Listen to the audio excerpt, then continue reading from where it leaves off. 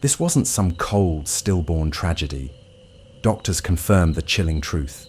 She was born alive, a mere 5 days old when her life was violently ripped away.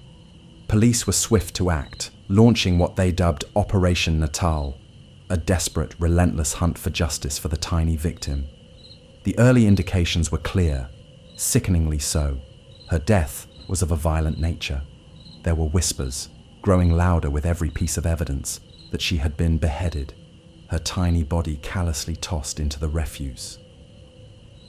The scene at the recycling center was one of grim determination as investigators pieced together the fragments of a nightmare.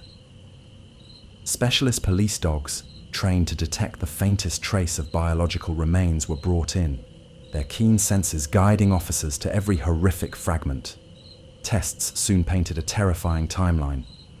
She was murdered, they believe, almost certainly with a knife, her fragile existence extinguished in an act of unimaginable brutality.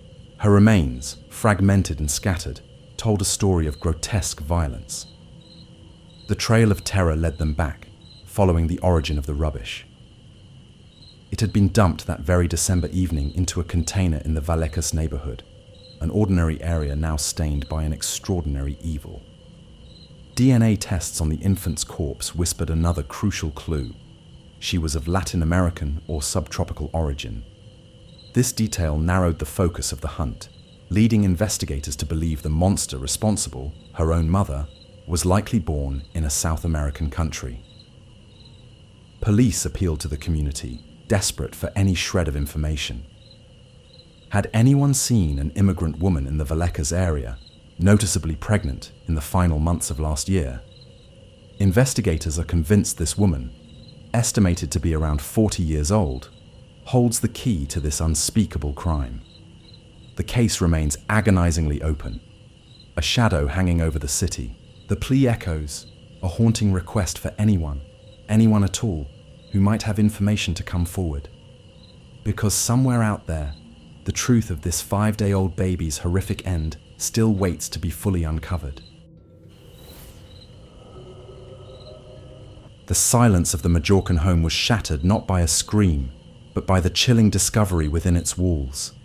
A body lay broken, the scene a nightmarish canvas of brutality. It was Horst Hans Henkel's, a 66-year-old German national, found in the home he shared with his wife, Svetlana Batukova. But this wasn't just a murder. It was a descent into something far more primal, far more gruesome. His remains, discovered in 2016 in St. Laurence, bore witness to a prolonged assault. Henkel's had been repeatedly stabbed, bleeding out on the floor of his own flat. But the most horrifying detail, sections of his arms had been stripped bare, the flesh removed. And it wasn't the work of a human alone. Their own family pet, an American Staffordshire Bull Terrier, had reportedly consumed parts of his remains. The very creature meant to be a loyal companion had feasted on its master, a grotesque aftermath of a savage act. Svetlana Batukova, a 46-year-old Russian national, tried to escape the shadow of this horror. She spun a tale, a chilling lie, claiming their dogs were responsible for Henkel's death. But the truth, as revealed by forensic experts, was far more sinister. Her husband had bled out from multiple stab wounds, the cold certainty of a knife's work undeniable. Forensic findings completely dismissed her desperate assertions. Evidence brought forth during her 2020 appeal painted an even darker picture. Batukova had continued to cut her husband's body until he succumbed. This wasn't a sudden outburst, it was a relentless, calculated act. Further details revealed the depth of her depravity. Henkel's had allegedly been drugged before he was subjected to the onslaught. Imagine slipping into unconsciousness, only to awaken to the unimaginable horror of your own wife wielding a blade, continuing to cut you until life itself drained away. The layers of this nightmare deepened still. During the preliminary investigation, it emerged that Batukova had allegedly offered money to a third party to kill her husband. When that plot failed, it seems she decided to take matters into her own hands. Her desperation to see him dead was so profound, she resorted to the unspeakable herself. Despite her attempts to appeal, citing insufficient evidence and inconsistencies, the Spanish court stood firm. The evidence, the forensics, the sheer brutality of the scene spoke volumes. Svetlana Batukova was found guilty of murder and sentenced to 14 years in prison, a fate she is now serving. A chilling testament to the darkness that can lurk within, turning a home into a tomb and a beloved pet into a participant in a macabre feast. Our scene is set in the mundane, yet now infamous confines of a Days Inn in Harris County, Texas.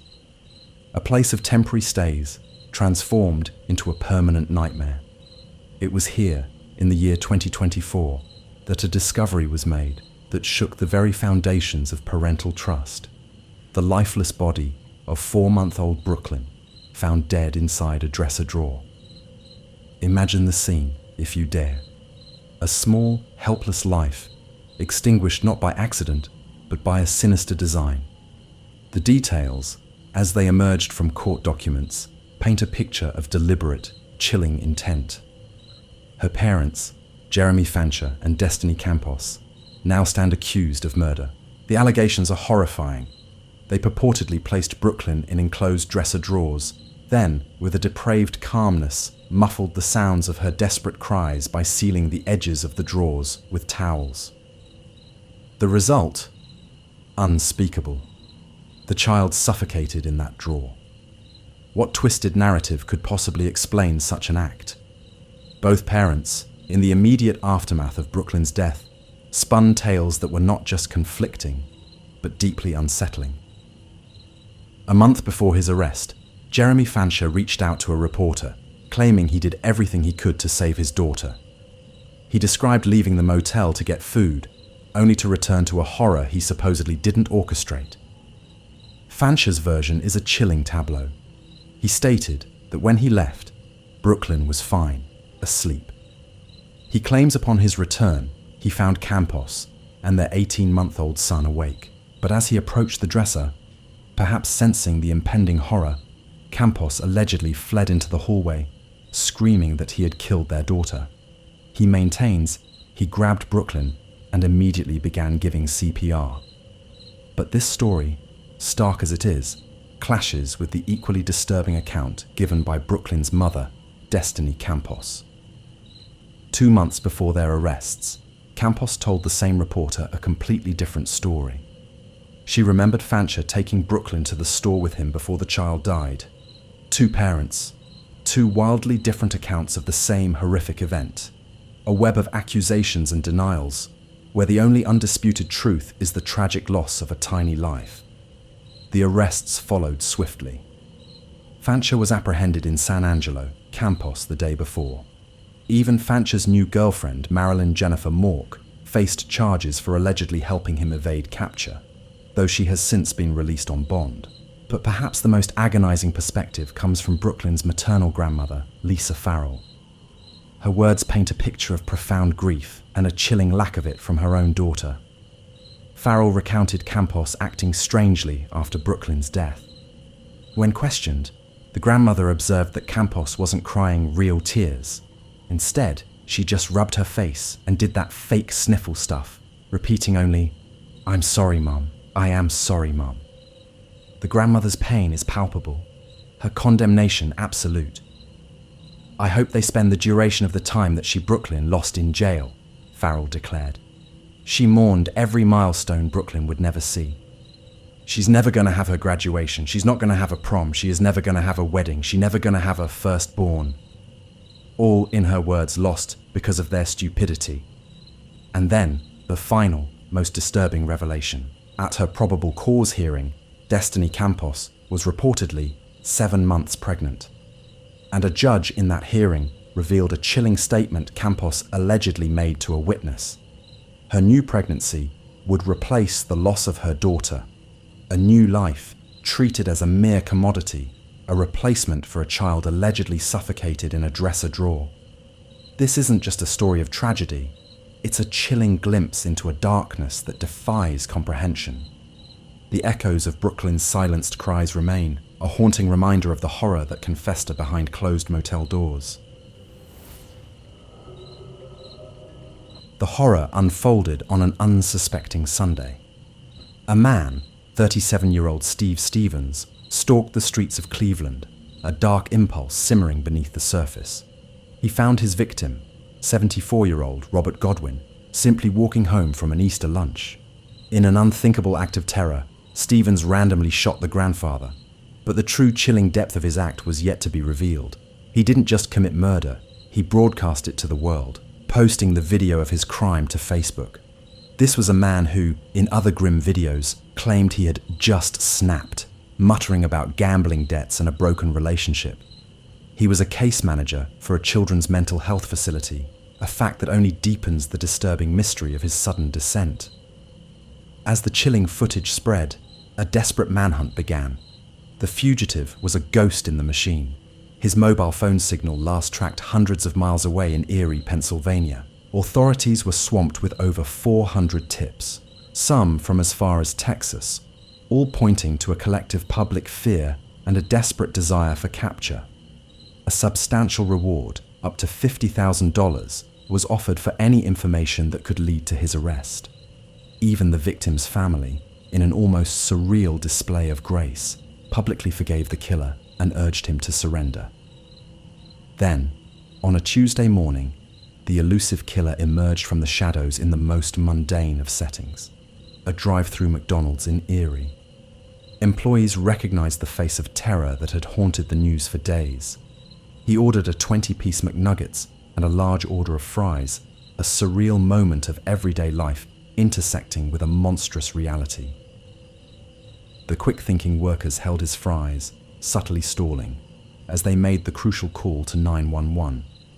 But he sensed the trap, grabbing his nuggets and fleeing before the full order could be prepared, muttering, "I have to go." State police immediately gave chase, a pursuit that lasted less than 2 miles. As his white Ford Fusion spun out of control from a specialized police maneuver, the final desperate moments arrived. Steve Stevens pulled a pistol and, as his vehicle spiraled, shot himself in the head. He was pronounced dead at the scene, bringing a grim closure to the terrifying search. Yet, even with his death, the true horror lingers. Investigators were still baffled as to what truly motivated Stevens. The randomness of the violence, the public nature of its broadcast, and the sheer unpredictability of such a dark unraveling leaves an unsettling reality in its wake, haunting all who try to comprehend it. The silence of the Spanish afternoon was shattered not by a scream, but by the chilling discovery of what had been hidden behind closed doors. Just before 2 p.m. yesterday, on a residential estate in Fuengirola, Spain, police forced their way into a property after a missing person report led them to this grim scene. What they found would send a shiver down the spine of a nation. Lying lifeless was Zunilda Hoyos Mendez, a 43-year-old Colombian bodybuilding champion. Her friends knew her as Amy, a name that now echoes with tragedy. Her body bore obvious signs of violence, a horrifying testament to her final moments. But the terror didn't end there. In a bathroom within the same property, they found the body of her 46-year-old partner, Jared Gelling. His body, police reported, showed apparent self-inflicted stab wounds and signs indicating a suicide-type death. An autopsy would later have to confirm the full horror of what transpired. Zunilda, a powerhouse in the bodybuilding world, described by her coach as a woman who could be top 10 in the world, and by friends as the most powerful woman I knew, yet with the gentlest heart, had been missing since Saturday. She had flown to the Costa del Sol from Dubai, and a gym companion, growing increasingly concerned after not seeing her since June 14th, was the one who finally raised the alarm. The truth, as it slowly emerged, was even more unsettling. Zunilda's relatives described Jared as aggressive. Her niece, Ulidis, painted a picture of a relationship shadowed by a dark past. Zunilda had made the agonizing decision to end it. For my aunt, it was the last trip, a goodbye, Ulidis revealed. They had been apart before, trying to mend things, But the mistreatment continued. Zunilda's final journey to Spain was meant to be brief. She was there to help Jared after a knee operation, then travel to Portugal for a competition, before finally returning to Colombia, alone, seeking a new beginning. But that new beginning was savagely ripped away. Police are now investigating this as a potential gender violence murder. If confirmed, it would be the third in the province of Malaga and the fifth in southern Spain's Andalusia region, adding another chilling statistic to a relentless tide of violence. The suspected killer, believed to have dual Colombian and US nationality, has left behind a scene of unspeakable horror, where a champion's dreams and a woman's quest for freedom met a brutal, terrifying end. The silence now echoing in that residential estate is a stark reminder of a life extinguished too soon, and the dark secrets that can fester behind closed doors. It was April 2nd, the air thick with anticipation at the University Interscholastic League's District 11-5A Championship. A place of triumph, of youthful dreams reaching for the sky. But lurking beneath the surface, a sinister current flowed. It started with something so small, so utterly mundane, it makes the blood run cold. A dispute over a single empty seat. Imagine it, the murmur of the crowd, the hopeful cheers, and then a sudden, inexplicable rupture. In that tense, fleeting moment, a terrifying escalation unfolded. A silent disagreement that blossomed into something unspeakable, something that would forever scar the memory of that day.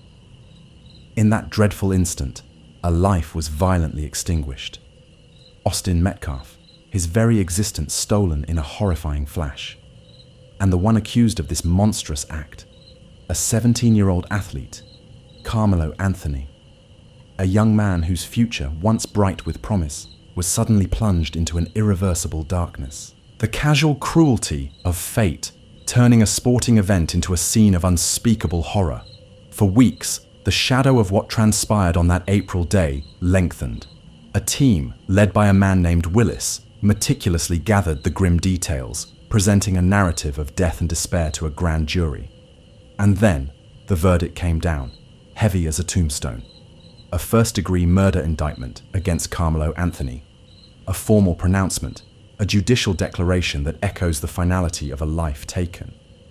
Willis himself declared, with that indictment, the case now moves formally into the court system. Imagine the chilling weight of those words, the slow, grinding machinery of justice beginning its inexorable turn, pulling a young soul deeper into its maw.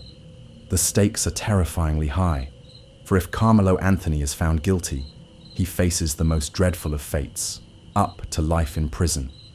Think about that. An eternity behind cold, unforgiving bars, a life swallowed whole by the consequences of that single, terrible moment. The very thought sends shivers down the spine. Carmelo Anthony's attorney, Mike Howard, in a desperate video response, has since cried out that his client's actions were nothing more than self-defense. He pleads that when the full, harrowing story is finally unveiled, the jury will reach the right conclusion. But is it enough? Can a claim of self-preservation truly erase the stain of a life violently ended? Will the truth, when it emerges from the darkness, truly set him free, or will it only serve to cast a longer, more sinister shadow over that fateful championship day? The trial schedule will be set by the court, and when that time comes, the pursuit of justice, dark and unwavering, will be ready. And we, the observers of this tragedy, are left to ponder the thin veil between a routine dispute and an act that shatters lives, forever altering the course of a young man's destiny.